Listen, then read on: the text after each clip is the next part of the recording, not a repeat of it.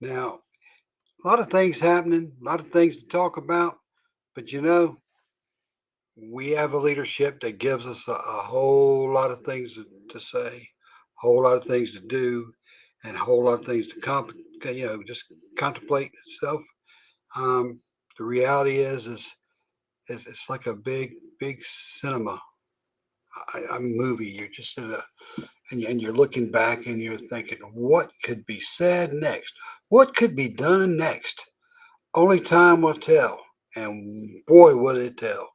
It will tell on him. It will tell everything. Makes you wonder what goes on in these places.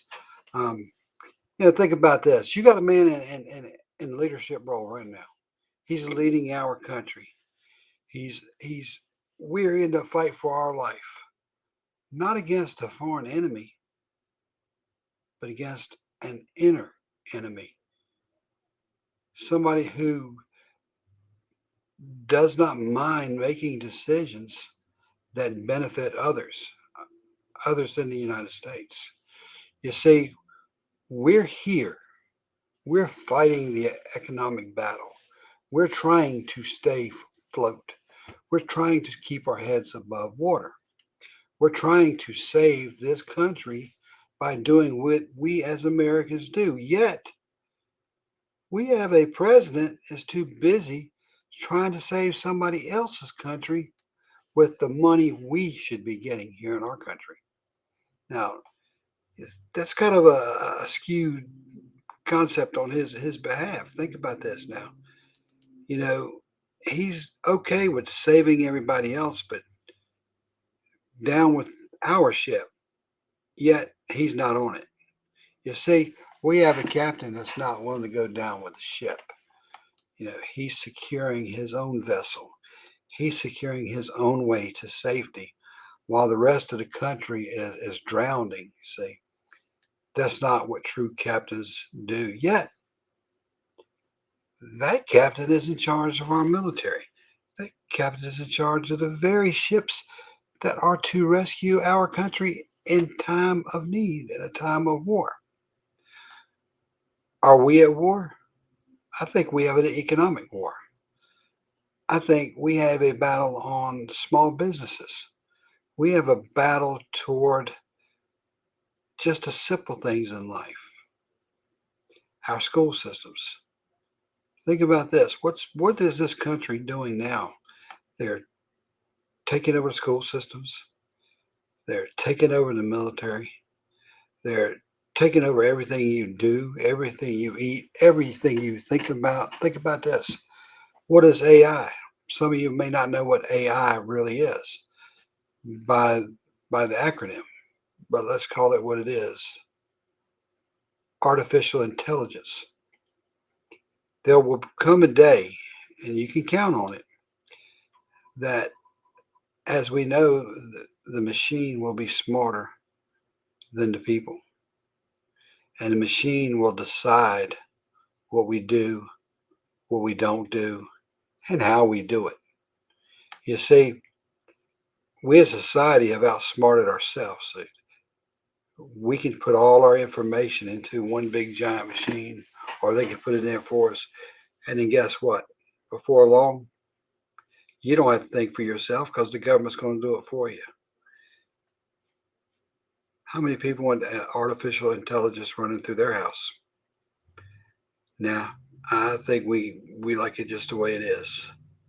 You got to live, you got to breathe, you got to walk, talk, you know, you got to eat,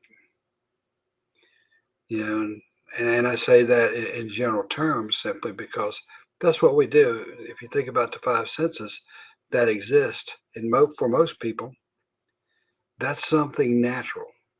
That is something that unless there's a sickness or a happenstance or something that's causing you to lose one of your senses, that's something that's natural for everybody to have. Now you couple that with artificial intelligence. What starts happening to all the things around you?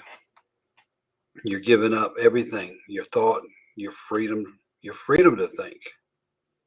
So you end up battling this big government machine or who knows what governments you end up battling. So there's an internal war of artificial intelligence, but there's also an economic war that we're in, that we're fighting our own government to keep our prices down at everything that we do, whether it's food, gas, entertainment.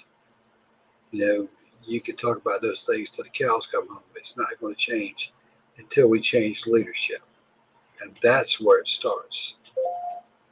Now, my question, as you say in the title, is dancing with the devil. Is Joe Biden dancing with the devil? Think about that. Man's been in government for 50 years. And he's flourishing while everybody else is struggling.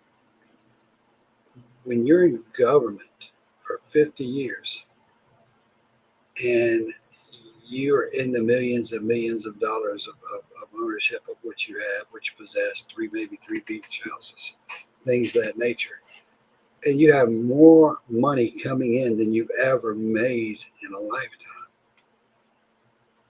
Seems like the big guy is doing really, really well. It makes you wonder what is out there we really don't know about. Connect the dots, connect the numbers, collect your thoughts. How many of you sitting in your living room right now that have worked all these years can say that you have $1 million in the bank while you got somebody who's never had a real job, has been in the politics the entire time, and makes nowhere near the income to become such a multimillionaire? Because remember, if things go right and through attrition, the money you make and what you do goes for upkeep in your living, your lifestyle. But when your lifestyle and your living and your accomplishments far exceed what you've taken in, you have to ask yourself about that individual. Where did that come from? How did it get there? Who put it there? Why did they put it there? And just how does that happen? How does that happen for a handful of people? You know, it's kind of like when you see these sports stars and they're all upset about different things, but yet they don't even remember what those different things are. They've been so far divided from life and reality. What they're looking for is a headline. They're not looking for the genuine concept of why they stand by something or behind something. They're looking for a quick headline. See, that helps them in the long term. It may help them negotiate a better contract. It may help them even get a better job once they retire, maybe as a spokesman for some woke concept. You know, where do they really stand? How do they stand? What about the NBA? Look at what they're doing. The NBA's money is helping the Chinese suppress its own people. Now, how do we do that? Did they go through the Joe Biden school of dealing with China? Did they go to the Joe Biden school of philanthropy on how to deal with China, or deal for China? The question you got to ask, what's going on there? China, China, China in every corner. And then what about our failures in the sky? Now, how many people out there really believe in UFOs? Well, everybody does, if they know what UFO stands for. That's an unidentified flying object. I could stand in a room, throw something across the room as fast as I possibly can. Nobody sees it. That's a UFO. Because why? Unless they knew what I threw, it's an unidentifiable flying object. So when you hear the word UFO, everybody thinks spaceships and aliens and the different crazy looks and the big eyes and the whole concept of the old ET look, where the alien gets off the spaceship and maybe with his laser gun or his ray gun or whatever he's got. Now, that's old school. If you think about it, when you hear a lot of people talk about they were abducted, they were placed in a spaceship, they were poked and prodded, and yet they were returned, and they remember it. But they can't tell you everything, but they only can tell you something. And then they boom, they wake up on the side of the road somewhere where the car was in the first place. Think about that. UFOs, real, not real? What was America chasing up in the air? Sure, it's a UFO. If they truly didn't know what that identified flying object really was.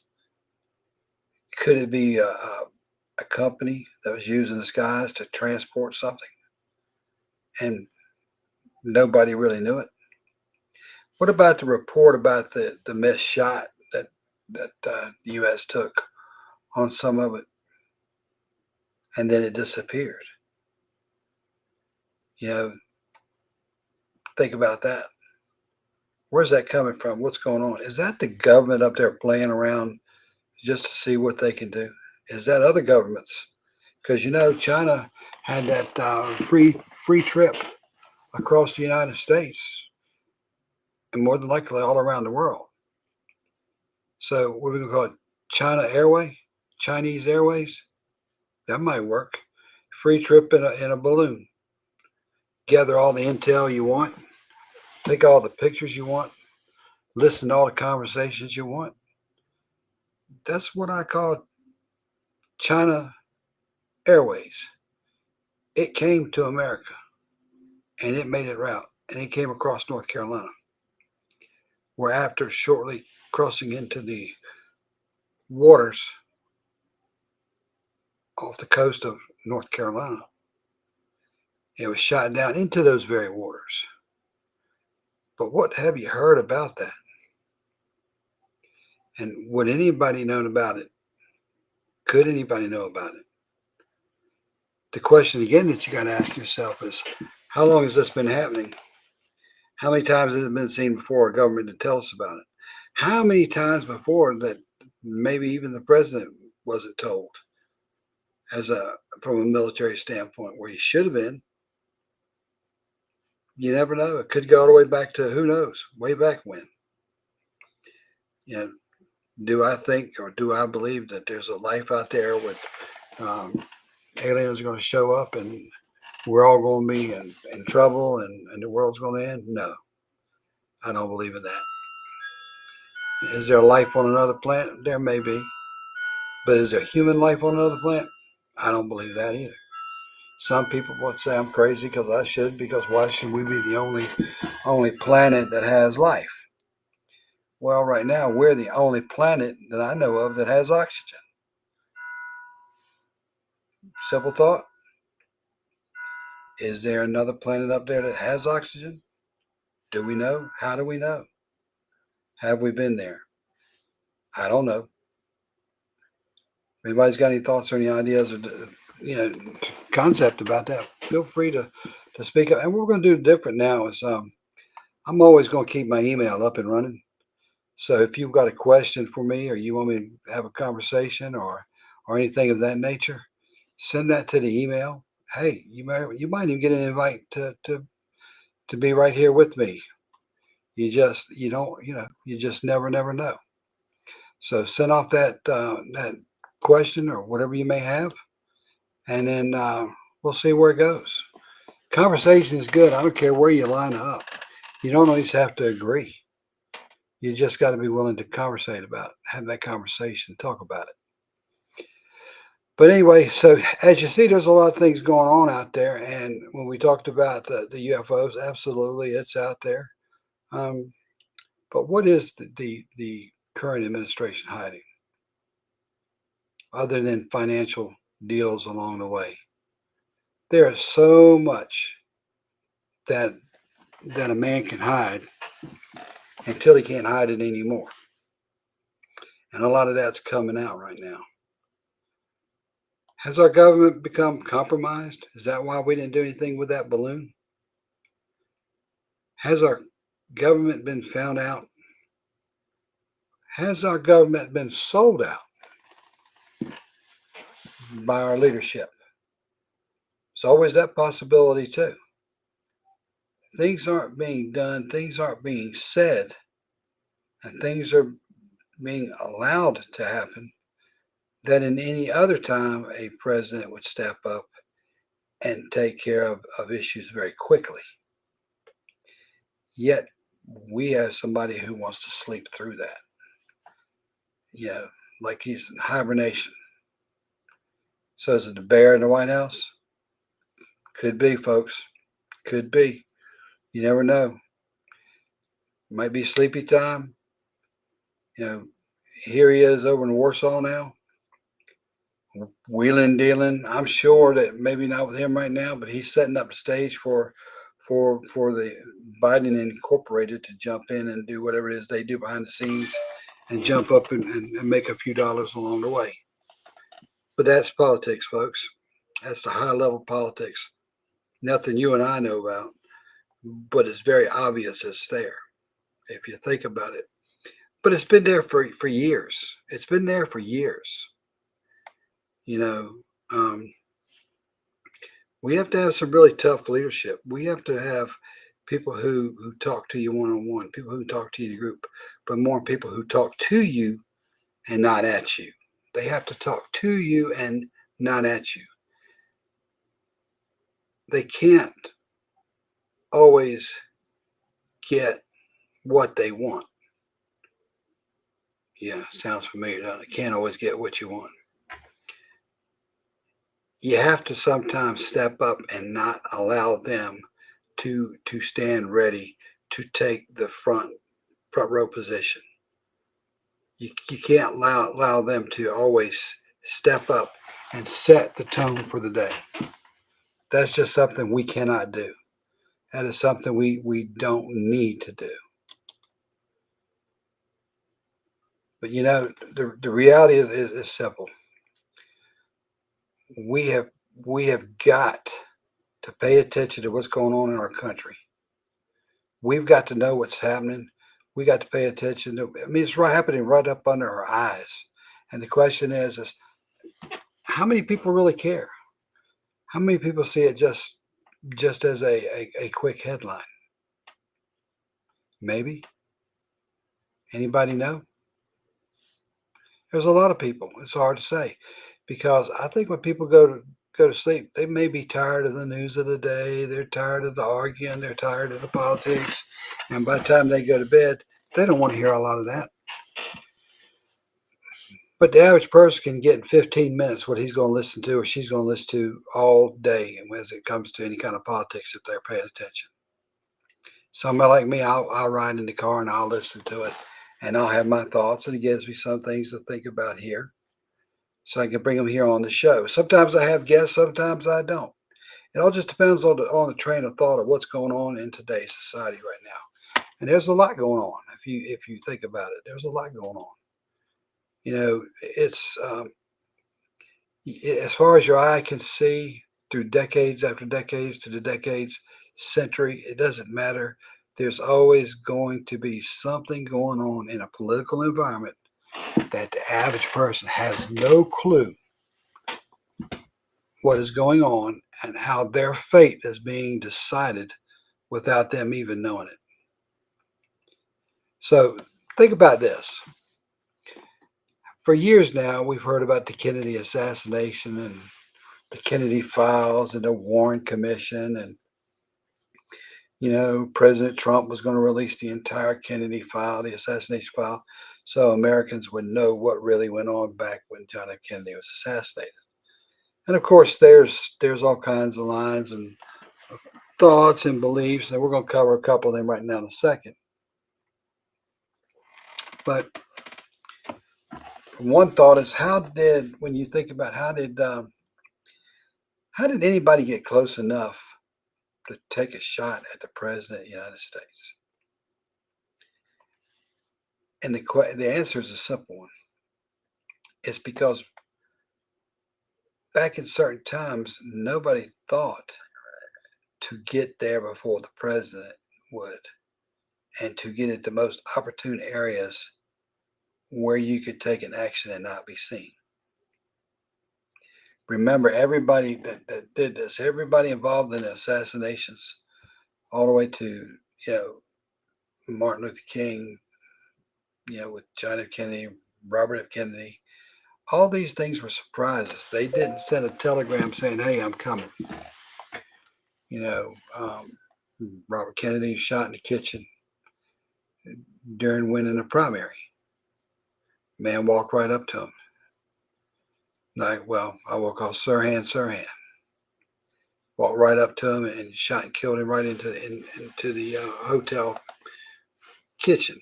So if you think about that, we really don't. The assassinations that take place, things that go on, they are a surprise element. So they know where it's going to happen, but you don't. Thus, when they do happen, and they're very tragic, because nobody wants to see anybody under assault like that. You have to have stability in the government. I know the stability we have right now is shaky at best when you're looking at what we have to look at as a leader, who's leading the charge right now. But if you look at these things, these are surprise elements, and life comes by and you get those surprises. It's not going to be an even pace. It's not going to be an even kill. You're not going to simultaneously stand up and everything is in front of you and you've got it all figured out. That never happens. No matter how hard you work, no matter what you do, we never have it all figured out. So is surprise the biggest element to those kind of things happening? Absolutely. Absolutely. Thus, you could stop them. But when you look at some of these things, the John F. Kennedy assassination, the Schroeder film, and things like that. Years ago, I looked at the tape and I kept, to me, looking at the tape, looking at the tape, looking at the tape, looking at Schroeder film, looking at it, and then I realized I felt like I'd heard something in the background. Maybe I did, maybe I didn't, but in my ears, I felt like I heard some kind of little ting or a little sound as a shot was fired. I know that sounds crazy, but I felt like I heard something, almost like a sewer, something like a sewer top, or a noise or a ricochet or something that would make that noise of metal echo. And I got to thinking, what if a shot that was fired that actually killed an American president in John F. Kennedy was shot from the sewer area down the street, in the street. If you remember, the old gutters used to have the water flow, and I mean some of them still do, but the water would flow down the street, go into the gutters, which you could walk up in some cities. You could walk up into those areas. And I thought, well, what if the shot was taken from the bottom of the street area up in the angle of the president? That was my one thought. And Oswald could have been that decoy. He didn't. By the way, he didn't have to be a great shot, because he was a lot closer than what you would think by looking at the photos. He didn't have to be a great shot. He just had to be closer than usual. And that would allow things like that to happen. They talked about the grassy knoll, and we talked about that for years. Was there someone on the grassy knoll? Some people say yes. Many people believe that yes, there was. But there's a lot of good information or interesting information that you can follow on this assassination of who, why, how, where, what, all the concepts in that process. And it's a very interesting study for anybody who takes time to do it. It's Yeah, you can find yourself entrenched for hours. I went to Memphis, Tennessee for Martin Luther King's um, for the museum there at the Lorraine, which was the hotel where he had been assassinated. Of course, the day he was assassinated, they don't talk about Martin Luther King was sick.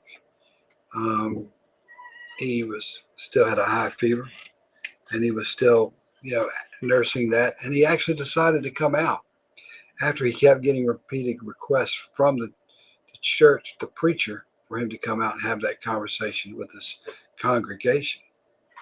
And being sick as he was, he did that night before, and he still had the sickness the next day. And then when he came out onto that balcony, that's when he was taken out by James Earl Ray. Now, when I went to Memphis, I sit there and looked at that site, that location where this happened, and it's a really humbling experience because when you look at it, you see how close that shot really was. Again, you didn't have to be an expert shooter. You didn't have to be an expert, simply because it was a lot closer than most people think. It wasn't like it was this big, long. It was across the street, maybe at best, maybe 50 yards at the most. Now, a long rifle shot from a second-story window to a balcony across the street, that's not a big distance. But when you heard that Martin Luther King was taken out with a rifle or a sniper, you would think the distance was a lot greater than that, and it wasn't. Again, the element of surprise was there. Folks back then were not completely trained on how to be someone who was protecting the dignitaries. And if you think about that, that's very true in all circles.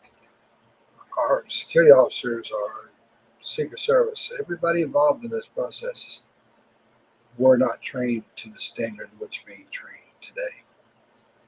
Things that are required of security, things that are required of what we actually have to do, things that law enforcement requires. So yeah, a lot of training goes into that. It wasn't just, hey, you're my buddy, you're my friend, I need you to be my bodyguard. One thing to be bodyguard is another thing to actually be someone who protects a VIP or anybody. Now, you got to think about that. A lot of work does go into that. These guys learn how to respond, how to drive, how to back in, how to go in forward, how to take somebody else out of the line of fire. And many times putting themselves in the line of fire. That's a different world. But it does take a lot of training. You just don't walk up and say, let me be a bodyguard. That works in Hollywood. That's fine. But real life is not Hollywood. So that's not how that works. And then I saw an article earlier, and in that article it said that Supreme Court is going to listen to a case to reinstall President Trump. And I thought, that's interesting. That would be something that I'm surprised they're actually listening to it. But then again, the reasons they're listening to it, they said it because a lot of may have turned a complete eye from that. That were people doing things that they knew they didn't need to be doing or shouldn't be doing. So, the Supreme Court has the right to listen to whatever case they want to. So I can bet you right now people on the left are losing their mind just because the Supreme Court's looking at a case that's being brought up. A lot of people, they can't believe the Supreme Court's going to do that, and some people probably do. They haven't been steadfast, completely conservative as we've seen earlier. So, that'll be interesting. That basically, I guess what it says, if I read it word for word, which I'm going to do it for you right now, is the United States Supreme Court, is it set to consider whether or not to hear a lawsuit that seeks to remove President Joe Biden from the White House and reinstate former President Donald Trump to office. That's something. Like I said, that's going to be that spot. That folks they're going to be cringing over that. What's the likelihood? What was in Newsweek? So Newsweek has actually written a story about this. But you never know. You just don't know what the Supreme Court's going to look at and make a decision on. But there's got to be some kind of merit there, or they're not going to listen to it. So it's something that probably does need to be addressed as we move forward. There's no doubt about that. But it is something to think about. Now, I'm going to get something to drink here in case some of y'all it's something simple and south that we call Southern sweet tea. I'm going to drink that right now. In case you haven't, y'all to try. Yeah, it's better. But, society gives you what you're willing to accept. As we talked about a little bit earlier, society will give you what you're willing to accept. That you're not willing to accept, and letting it be known, is not always a favored son, so to speak, because it gives you independent thought, an independent process to think outside what the government or anybody else thinks that you may think about or need to think about. But there are many, many, many ways to deal with that. And I'm not saying go out there and take up arms or nothing like that, but you need to be heard. Be heard on Election Day, but be heard, folks. There's nothing worse in this world to be watching things go terribly wrong when you yourself could have been that one person, one vote, one thought that could have made a difference for somebody else. Yep, and that's what you have to look back. You're just a character issue. It's integrity. Where does your integrity land? When you know that something's going on and something's wrong, where do you stand on that? I know where I stand. I will always do the right thing. People may not like it, and of course they won't. As I spent many times in internal affairs part of an agency, you're not always the best friend there. But I wasn't there looking for best friends, so I was okay with that too. People say, well, that's a gray area. No, there's never a gray area. There's areas that you act and do, and you do it in a way that you can articulate why you did something. While it may be wrong, it still makes sense of why you did it. Think about that. So you have to look at it. If you can articulate within reason why you did or how you acted at something, and convince those around you, then that's a pretty good system. It's not already set in place where you automatically will fall out and lose. So as a great sheriff from Durham, North Carolina, used to always say, Worthdale, when you supervise your guys and they have needs and they appeal something to you, listen to what they have to say, because they may actually be right. And I got to thinking about that. And I remember what he said again to me was, be willing to go through those appeals. But also remember, as a sheriff, I may side with you more than not. But when you come, have your I's dotted, your T's crossed, and be able to articulate why you made the decision you did involving an officer. Because if you're not right, then I will override it. I will change it. But that will fall on you, not the officer. And it gave me a lot of time to think, it's pretty wise advice from somebody, because they're telling you up front what they're about. And I think that's what we are to be in society in general. And I'm not saying doing to hurt people's feelings and make the world bad and all that. Have I been able to do that? Yeah, sometimes I'll say things that but 50-50. Some people like it, some people don't.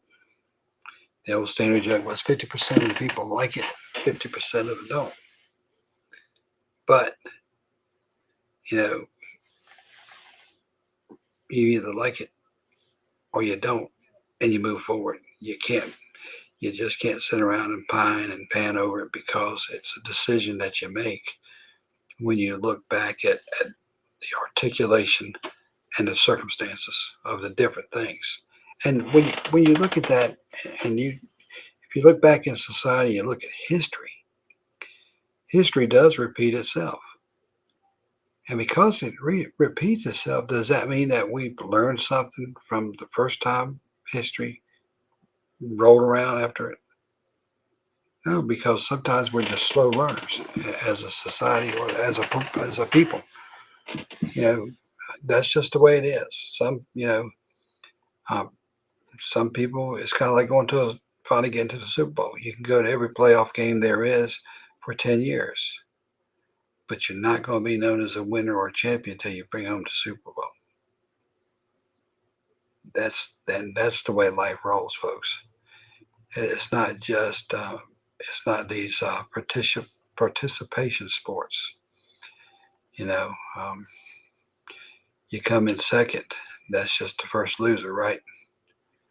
Are we to be competitive? Should we remain competitive? If we're going to deal with the rest of the world, we have no choice. You know, who wants a runner-up trophy when you can win it all? You know, it's and can you be competitive in everything you do? How many out there are competitive in a relationship? How many people out there are competitive um, with their husbands or their wives or with their children? You know, you teach people how to win, and people will show you how they lose. And it's not something that's just who they are. Some people can take losing, some people can't. Nobody likes to lose. And how many people lose gracefully? Tell the truth now. Are you one of them? Maybe. But the reality is a simple one. You know, nobody wants to finish last. So, you know, I was in a profession, and have been a profession that it's always first up, first in, first out. Get the job done, move on to the next. And that's law enforcement. And that's what we do. But look how many law enforcement officers over this last year have been shot and killed. Look at how many times there's a call that goes to a house where it's a domestic, where you really don't know what's behind that door or what's going on. All you know is what you see at the moment. You get there and you see the most horrific thing as a law enforcement officer. And then after that's done, you're expected to go to the very next call without thinking about the last one. You know, so these things that you do see, law enforcement officers, you know, they put it on the line each and every day. Does it make them better than anybody else? No. But it does make you safer than anybody else, because they're willing to do that. You know, I support law enforcement not only because I was in it, but because I see how it operates, and I see the backside of this. And a lot of people don't. You know, and we live in a country, think about this. We live in a country that we're free to make decisions, right, wrong, or indifferent, good or bad. And a lot of people make bad decisions. A lot of people make good decisions. Some are just indifferent. I mean, that's what freedom brings us. But with it also comes responsibility. You know, if you don't bear the responsibility for your actions, for those decisions you make, then where do you find yourself? In many cases, you find yourself trying to explain your situation, and that makes it very difficult, because sometimes there's no explanation you can give. You can't go out as a law enforcement officer and go out and arrest people for doing bad things and then go do the same very bad things when people aren't looking. It gets back to the integrity. Just the general people in the street can't do the same thing either. It also gets back, no matter what it is, it gets back to credibility and integrity. Remember one thing: I can't take your integrity, but you can give it away. And once you give it away, you'll never get it back. And that's the thought that you got to be thinking about. And I would ask, somebody like the President of the United States, do you have the integrity that you need? Do you have the integrity to take this country forward? If you do, then you got to show it. And right now, we're not seeing a lot of that. I think it's going to be funny when I'm sitting here. One I'm talking about reading a while ago was the Supreme Court reconsiders case to reinstate Trump. Do I think the Supreme Court's going to do that? I think it's unlikely. But I think it's interesting that they've got a case before them that says they're listening to it and that he also has a right to be heard. Now, that's coming from the highest court. Of course, if the lowest court got it, who knows where it would be. But the highest court's listening to this. And I'll find it very interesting. What if they do that? What if they say that? That would be interesting. I think that there'd be a lot of happy people, but again, we're a divided country, basically 50-50. So whoever's in, there's a 50% out there that's not going to be happy about it. That's just life in general. Absolutely. That's the way we do things. And one other thing. So just want you to get here one more time to let you see this book. Again, it is We Are the Majority, folks. If you don't have it, go on Amazon and get it. This is about Mark Robinson. This is about his rise and how he got there. And you know what got him there? We call it integrity. You can't take it away from somebody. You just can't do it. You can give your integrity away, but once you give it away, you can never get it back. You can never get it back.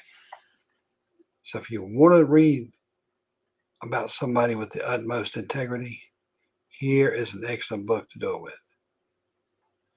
We Are the Majority.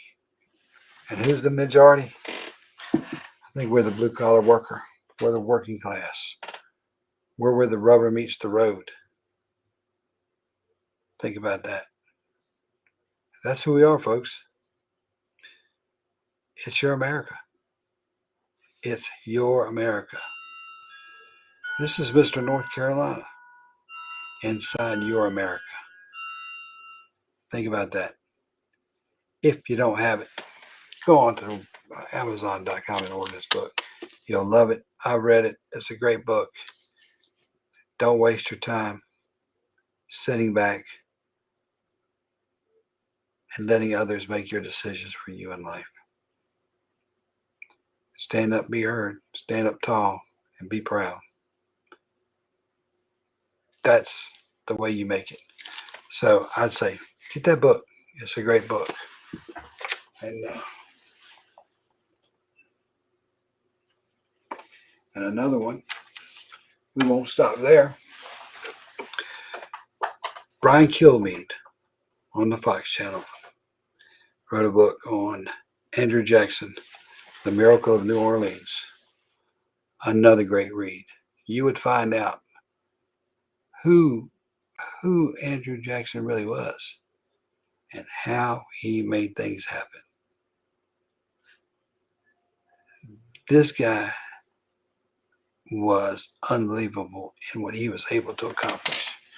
Folks, take time, get it. Brian Kilmeade, Andrew Jackson. Great book.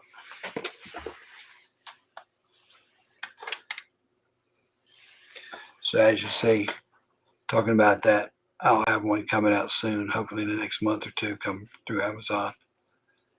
And it talks about things in general. It won't be a spoiler alert. No spoiler alert for me, but it does need to. For me, it was a lot of time, a lot of years until I finally got what I wanted. So we're getting very close to cutting it loose, and it'll be out on Amazon. So, folks, hope you enjoyed the show tonight. Glad to have you here. One man show tonight, didn't have any guests, and that's fine because I think it was just a great time to have my chat, have my talk with you, the American people. So wherever you are, from sun up to sundown, you're available. You see all the things around you. Enjoy them. Appreciate them. Because changes do come. And as changes come in life, so does it to many other things. Sometimes you just got to reflect and think about how good you have it and how good things are. How about if you fall in love for the second time in life, and you realize that the first time that you had wasn't an indicator of any kind of love that you now have. That it was just a fleeting thought or a moment in time.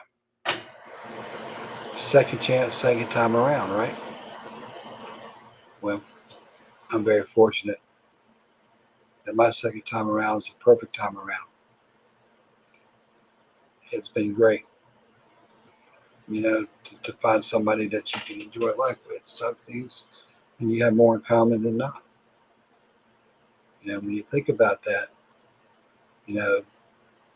life is just too short, too sweet to go through it in a bad situation. Those things come and go. But people, you think about what you can fix those things in life. What you can't always fix is your health.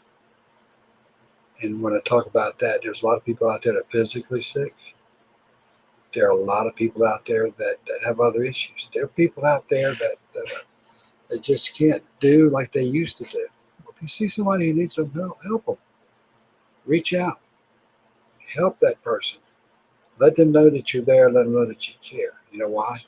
Because you never know, you might be that very person that needs that help or somebody's time and somebody's care. Because that's what life is about. And one other thing is, so for a while, when you heard all these things going on in the country, everybody wanted to chime in, mental health, mental health, mental health. And that was great for a headline, and that was great for some votes. Where's that topic now today? Who's talking about it? Where is it? Folks, that can't be a part-time champ, mental health. That has to be a full-time experience. There are people out there that need help each and every day. And we can't look the other way. You just can't look the other way, especially if you know you need help. It's unfortunate. People don't walk around saying, well, I think I'll just have a really bad mental health episode and get everybody involved in it, cause a lot of grief and heartache. People don't do that. That is a sickness, folks. So get with your legislators. Get with the people that make a difference. Let them know that there's got to be more money. There's got to be more help. We can't keep sending money to Ukraine, rather helping them and not helping our own people. We can't go on the tour of Warsaw and think that's a great thing when people here in our country are starving. Think about that. We can't do that. Or we can, but it's not right. The president can. And also leave his own country and does what he does. So think about it. We live in a great country, in great America. It's your America. It doesn't belong to the government. It doesn't belong to the Senate. It doesn't belong to the House. It belongs to you. It belongs to me. We are the government. That's a fact. But as I always say, as I'm ending this show now, be real, be safe, and always, always be ready. Because you never know when the wolf is knocking at your door. And that's a fact.